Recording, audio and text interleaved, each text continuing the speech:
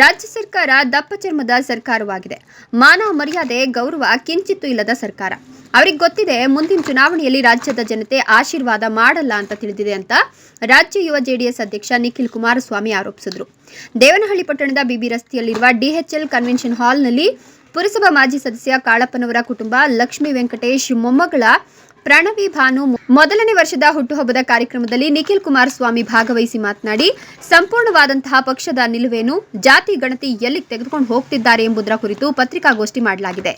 ಜಾತಿ ಗಣತಿ ಮಾಡುವ ಅಧಿಕಾರ ಇರೋದು ಕೇಂದ್ರ ಸರ್ಕಾರಕ್ಕೆ ಮಾತ್ರ. ಆರ್ಥಿಕ ಸಾಮಾಜಿಕ ಸಮೀಕ್ಷೆಯನ್ನ ಕಾಂತರಾಜು ವರದಿ ಮೂಲಕ 2015ರಲ್ಲಿ ಹಿಂದಿನ ಮುಖ್ಯಮಂತ್ರಿಗಳ ಮೊದಲನೇ ಅವಧಿಯಲ್ಲಿ ಮೊದಲನೇ ಬಾರಿ ಸಮೀಕ್ಷೆಯಾಗಬೇಕು ಅನ್ನೋದರ ಬಗ್ಗೆ ಪ್ರಾರಂಭಿಸಲಾಗಿತ್ತು.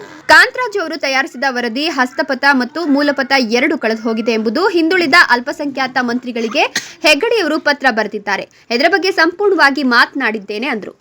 ಸಂಪೂರ್ಣವಾದಂತ ಪಕ್ಷದ ನಿಲುವೇನು ಹಾಗೂ ಜಾತಿ ಗಣತಿ ಇವತ್ತು ಎಲ್ಲಿಗೆ ತಗೊಂಡು ಹೋಗ್ತಾ ಇದ್ದಾರೆ ಈ ಒಂದು ರಾಜ್ಯ ಸರ್ಕಾರ ಅನ್ನೋದ್ರ ಬಗ್ಗೆ ಮೊನ್ನೆ ದಿನ ನಾನು ಪತ್ರಿಕಾಗೋಷ್ಠಿಯನ್ನು ಕರೆದು ಸಂಪೂರ್ಣ ವಿವರವನ್ನು ರಾಜ್ಯದ ಜನತೆ ಮುಂದೆ ತೆರೆದಿಡ್ತಕ್ಕಂಥ ಪ್ರಾಮಾಣಿಕ ಪ್ರಯತ್ನವನ್ನು ಮಾಡಿದ್ದೇನೆ.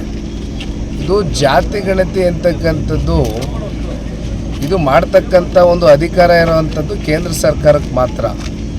ಇಲ್ಲಿ ಪ್ರಶ್ನೆ ಜಾತಿ ಗಣತಿದಲ್ಲ, ಆರ್ಥಿಕ ಸಾಮಾಜಿಕ ಸಮೀಕ್ಷೆಯನ್ನು ಕಾಂತರಾಜು ಅವರದ ಒಂದು ವರದಿ ಮೂಲಕ ಏನು 2015ರಲ್ಲಿ ಹಿಂದಿನ ಮುಖ್ಯಮಂತ್ರಿಗಳ ಮೊದಲನೇ ಅವಧಿನಲ್ಲಿ ಮೊದಲನೇ ಬಾರಿ ಏನು ಈ ಒಂದು ಸಮೀಕ್ಷೆ ಆಗಬೇಕು, ಆರ್ಥಿಕ ಸಾಮಾಜಿಕ ಸಮೀಕ್ಷೆ ಅಂತಕ್ಕಂಥದ್ರ ಬಗ್ಗೆ ಅವತ್ತಿಂದ ಪ್ರಾರಂಭ ಆಯಿತು. ಈಗಾಗಲೇ ಸರಿಸುಮಾರು ಒಂದು ದಶಕ ಕಳೆದೋಗಿದೆ.